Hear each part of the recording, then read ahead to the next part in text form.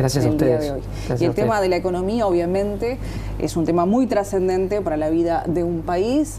Ha estado poco en la agenda últimamente cuando se habla de temas muy urgentes que tienen que ver con la economía. ¿Por qué la ausencia dentro del discurso o se dieron chispazos de lo que va a llegar a ser el gobierno respecto a este tema en puntual? Bien, yo creo que naturalmente pasamos de una campaña electoral donde el tema económico se utilizó dentro de esa lógica por acceder al gobierno. El tema no dejó de ser importante, es igual de importante y de acuciante, podría incluso decirse, pero cambió el tono. Junto con algo que escuchaba recién, que ustedes comentaban, que me pareció interesante, que es que la primera batería de medidas del nuevo gobierno está inserta en la ley de urgente consideración, que por razones constitucionales no puede contener normas de determinadas características y pueden desplazarse algunas de esas cuestiones a la ley de presupuestos. Pero yo creo también que hay una cuestión de tono que cambia por la distensión que genera ya haber accedido al gobierno por parte del ahora nuevo gobierno, antes oposición, y también por el hecho de que al nuevo gobierno le es útil en su discurso dejar claro que hay muchas cosas que no están bien, que hay un déficit fiscal muy abultado, que eso va a generar la necesidad de un ajuste. Es bueno dar todas las noticias malas al comienzo. Está el ejemplo de lo que sucedió en Argentina, que muchos cuestionan por ese gradualismo que tuvo hasta no solamente en tomar medidas, sino en dar las noticias malas. Entonces todo eso lo tiene presente el gobierno, sabe que tiene que seguir comunicando que lo económico ahí no está tan bien, no tan ajustado como ellos esperan, pero al mismo tiempo no puede generar esa profecía autocumplida, porque los mercados internacionales, las calificadoras de riesgos, los fondos de inversiones que invierten nuestros bonos, si empezamos a contarles mucho lo mal que estamos, también empiezan a tomar nota de eso, y eso puede generar precisamente la consecuencia que se pretende evitar, ¿no? Entonces hay que ser muy cuidadoso en cómo se comienza a comunicar una vez que ya se está en el gobierno. Hay distintas personas que escuchan, distintas audiencias, y hay que tratar de dirimir, discernir cómo se habla para no cometer excesos. Carlos, por el ámbito donde vos te movés, el ámbito tributario, en algún momento ese ámbito tuvo un vínculo con la OCDE como organismo internacional que le reclamaba a Uruguay medidas en el ámbito tributario, ¿verdad? Quizá no es comparable la OCDE con las calificadoras de riesgo, pero este tipo de organismos internacionales o de entidades internacionales, cuando cambia el gobierno y hay una situación en el debe de un país, ¿suelen dar plazos? ¿Suelen ser tolerantes? Sí. Definitivamente cuando confían en los argumentos que el nuevo gobierno les da, o la comunicación que tiene. O sea, eso depende mucho de la relación y cómo desarrollen esa relación los gobernantes entrantes, ahora el nuevo gobierno. Que tuvo reuniones, en este caso concreto sí, es una naturaleza distinta a la de la OECD, pero como todo organismo internacional, como toda entidad internacional, las calificadoras tienen un compás de espera. Nosotros hoy estamos, sobre todo en una de las más influyentes, Standard & Poor's, estamos calificados al límite de lo que se llama el grado inversor. Por pasar sí, que se dice que es una carta de crédito. Sí, porque financiarse luego de perder el grado inversor es más caro y eso es muy importante. Hoy Uruguay tiene un riesgo país bajo, tiene 180 puntos, que es básicamente pagar un 1,8% por sobre lo que paga la deuda americana, que hoy está pagando muy poco. Las tasas de interés americanas son muy bajas, es 1,5% al año. Fue reducida la tasa de 1,75, 1,5% por la Reserva Federal Americana. ¿Qué quiere decir esto? Que al financiarse más caro, no es un efecto inmediato, pero si uno se financia más caro, eso también aumenta el déficit, porque tiene que pagar más intereses. Entonces, evidentemente las calificadoras, cuando se reunieron con las autoridades, eso es público, y yo creo que más allá de esa discusión que se dio en el marco de la campaña, sí es cierto que esperan a ver cómo se toman las primeras medidas. Esperan dentro de lo posible, o sea, digamos que los fundamentos de los cambios no les convencen, luego cambia la situación, ¿no? Por supuesto. La instalación de una regla fiscal que de todas maneras no se va a empezar a aplicar ya, porque no hay mucho para ahorrar ahora, pero el hecho de ponerlo en la ley de urgente consideración puede ser una señal importante para un organismo de ese tipo. Sí, es muy buena la pregunta, Valentina, porque efectivamente recién decíamos que no se incluyen todavía muchos temas presupuestales, pero esa ya es una señal a las calificadoras, y eso ya debe haber estado en la conversación. Aparte hay un consenso entre todos los partidos que forman la coalición multicolor de que era necesaria. Yo el tema me toca de cerca porque en su día, colaborando con el diputado Cersósimo de la bancada de Vamos Uruguay, yo colaboré en la redacción de ese proyecto que presentó Bordaberry de regla fiscal, inspirado en ese momento en algo que hoy no se puede decir en voz alta, pero era la regla fiscal de Chile, y por supuesto que es una señal de que es un país que tiene la vocación de ahorrar cuando ingresa más de lo que espera, para poder gastar cuando ingresa menos de lo que espera. También el discurso del partido ahora en el gobierno fue: vamos a ahorrar 900 millones de dólares.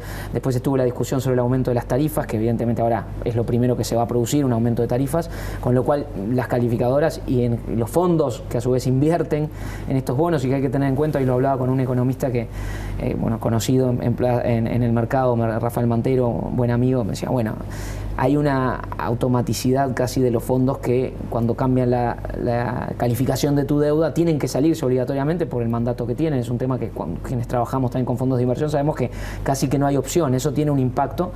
Nosotros no estamos en ese escenario hoy. Yo creo que sí tenemos tiempo, más allá del que nos dio las calificadoras o de ese compás de espera que nos pueden haber dado. Uruguay tiene fundamentos como para no pensar que tiene que perder el investment grade. Carlos, si se pone una regla fiscal y se cumple, porque acá somos expertos en poner normas que después le encontramos la manera de violarlas, ¿no? Pero si se pone una regla fiscal y se cumple, ¿estamos en el preámbulo de poner fin a ese mal endémico con el cual ningún gobierno pudo, que es el déficit? Bueno, tener déficit es algo normal en los países. Los países desarrollados tienen mucho déficit fiscal, tienen deuda pública mucho más alta que la nuestra muchas veces, y son sostenibles básicamente por un tema de ecosistema, de credibilidad. Lo que pasa es que nosotros somos el país que somos, con pequeño, en determinado barrio. Todas esas cosas inciden a que no nos podamos dar lujos que otros países se dan. Entonces, lo que importa es... No está mal tener déficit, estamos en un estado de evolución de la civilización, digamos, que entiende que los estados de derecho son sociales de derecho y tienen que hacer determinados gastos para satisfacer el bien común, los bienes públicos. Entonces el Uruguay no tiene por qué renunciar a eso, que además está en su tradición genética, y en eso es una diferencia incluso dentro de la región. Eso lo va a seguir haciendo. Puede permitirse déficit fiscal, si las cosas siguen como están. Puede pagar las tasas que se están pagando en el mundo, porque son tasas bajas, o sea que se puede seguir tomando deuda. La deuda al final no se paga, hoy también lo hablaba con Rafael, siempre se hace un rollover, lo que se dice, se sigue empujando y se pagan los intereses. Uruguay se lo puede permitir. Ahora, el déficit de 4,5, que según algunos expertos incluso podría llegar al 5 si se quitan algunos aspectos, algunos tecnicismos, es incluso más alto de lo que se presenta. Esto es insostenible, pero si el gobierno toma estas medidas, es bueno. Hay una serie de restricciones, hasta ahí ya no económicas, sino jurídicas, porque la regla fiscal se la autoimpone por una ley este gobierno, es lo que pretende hacerse, pero para que no pudiera tocarse esto, aunque sería mucho más rígido, debería estar en la Constitución. Al final va a depender del grado de cumplimiento espontáneo que tenga por parte del gobierno con mayoría, digamos. ¿Cuánto es un déficit sostenible para una calificadora? ¿Qué porcentaje del PBI? No existe ese número, mágico. O sea, yo creo que Uruguay debe reducir el déficit en lo inmediato, en por lo menos un punto del PIB, en mostrar esa señal rápidamente. Bueno, el último gobierno lo hizo, ¿no? Hizo un ajuste soft, como dicen, un ajuste suave, un ajuste implícito o invisible, pero se hizo. Más allá de la regla fiscal que ya anunció el gobierno, mucho se ha hablado a lo largo de este tiempo, la campaña, una vez que fue designada también lo hizo la ministra Azucena Arbeleche. ¿Qué va a suceder? Tuviste algunos lineamientos con contener el déficit fiscal. ¿Bajo qué herramientas? Los impuestos es un cupo para toda la población importante. ¿Por dónde ves tú, bajo tu visión, de por dónde puede pasar también el recorte del gasto público, si se van a aplicar impuestos o no? ¿Qué va a hacer este gobierno?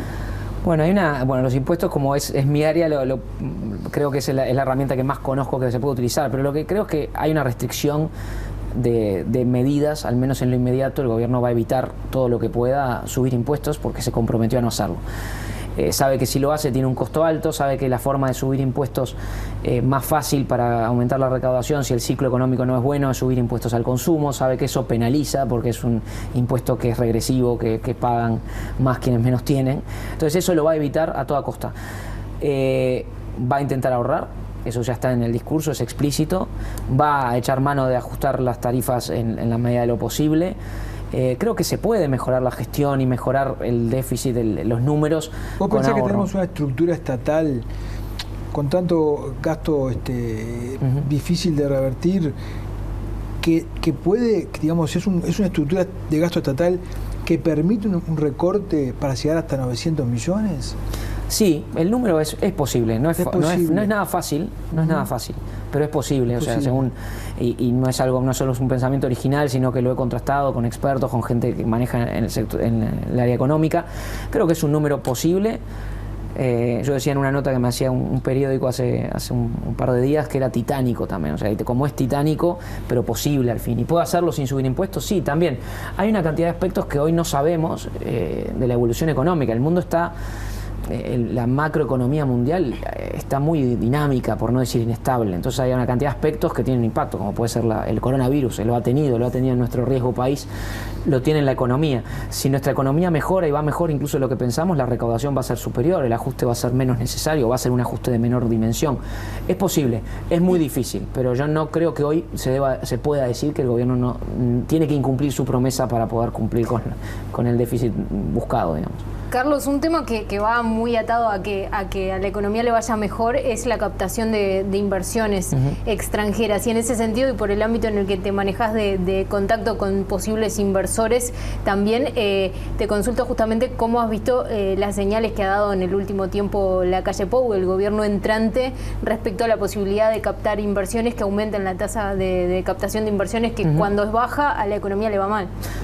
Yo creo que el discurso del nuevo gobierno es un discurso positivo para la captación de inversiones. O sea, evidentemente el Uruguay tiene que continuar captando inversión. Captó mucha inversión durante los últimos años, eso es real. Se enlenteció la recepción de inversiones. El mundo sigue permitiendo atraer inversiones a países como Uruguay. O sea, las circunstancias del mundo todavía permiten. Si el mundo no estuviera como está, sería directamente imposible, aunque nos vistiéramos muy bien y nos pusiéramos perfume.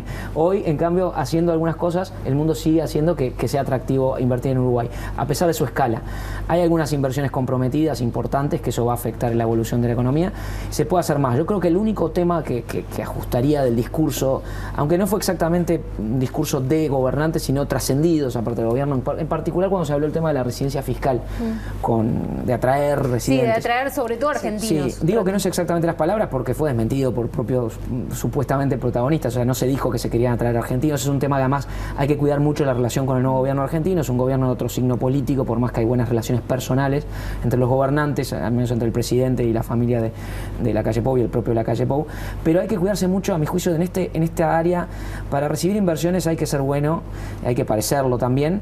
El Uruguay, más allá de las intencionalidades políticas que tuvo y del ritmo en el que se hizo, por ejemplo en el área tributaria, que es la que conozco más, tomó determinadas medidas para adaptarse a los estándares internacionales, por ejemplo.